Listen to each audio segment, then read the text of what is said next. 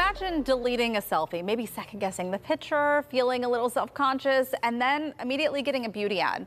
A former Facebook employee claims Meta tracked teens' behaviors and targeted them with ads, raising some serious questions. Jess Ghilani is here to help us break down how it works and what we as parents can do to protect our kids. So, Jess, Meta has denied all of these claims of this story, but still, give us a little bit of background on what happened. Sure. So, a whistleblower published a memoir earlier this year, and there have been a flurry of news reports related to the things that are claimed in that memoir.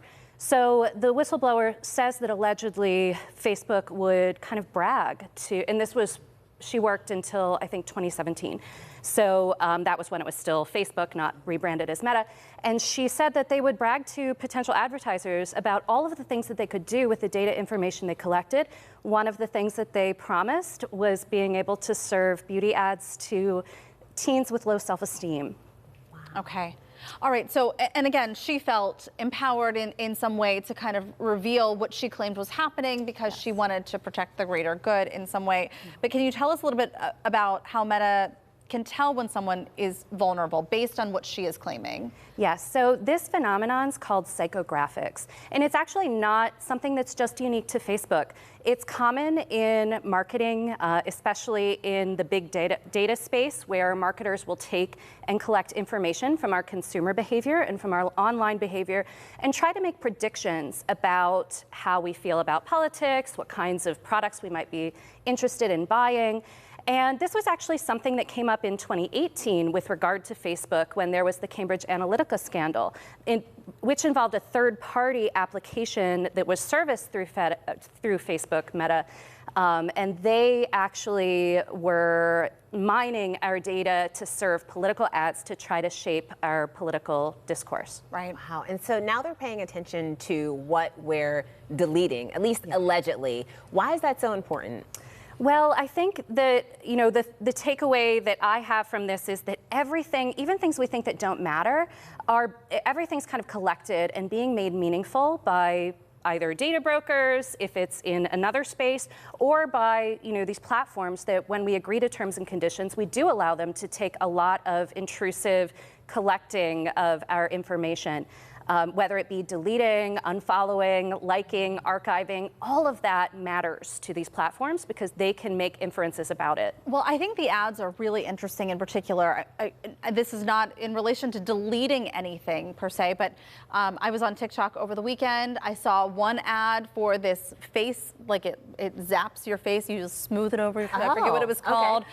And I was so entranced by how it worked. And she's just zzz, zzz, zzz, zzz.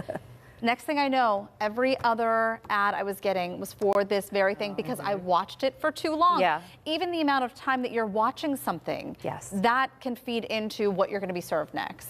Absolutely. If we linger on content, that gives a tell to the algorithm that this is something that engaged this person, this is something they're interested in, and therefore this is the kind of content we should be serving, whether it be advertising or, the next thing on your For You page on TikTok. Yeah. Is there anything that we can do as parents to help manage the kind of ads that our kids are seeing on Facebook and social media? So one of the things that I think is so important is to talk openly with children about how these platforms work. Explain to them that advertising is what makes these platforms money, and therefore they need to sell us stuff, and it's often stuff we don't need.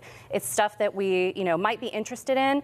And I think once we learn about advertising and the advertising element, that makes us more critical in how we experience these platforms. I do it with both my children. I have preteen daughters, and with my students, so that we're all a little bit more resistant to the messages we're encountering. It can be hard though, because you're getting, as we know, we all use social media here.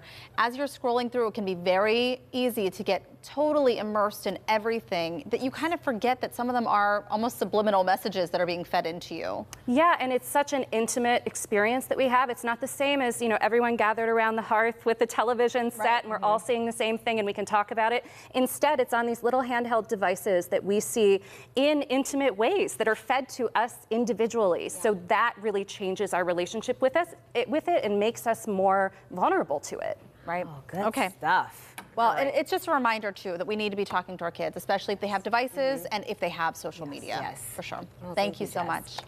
All right, Dr. Jess Ghilani provides commentary on technology and culture on social media and in her Substack newsletter. We'll link you up on our website, kdka.com/talkpittsburgh.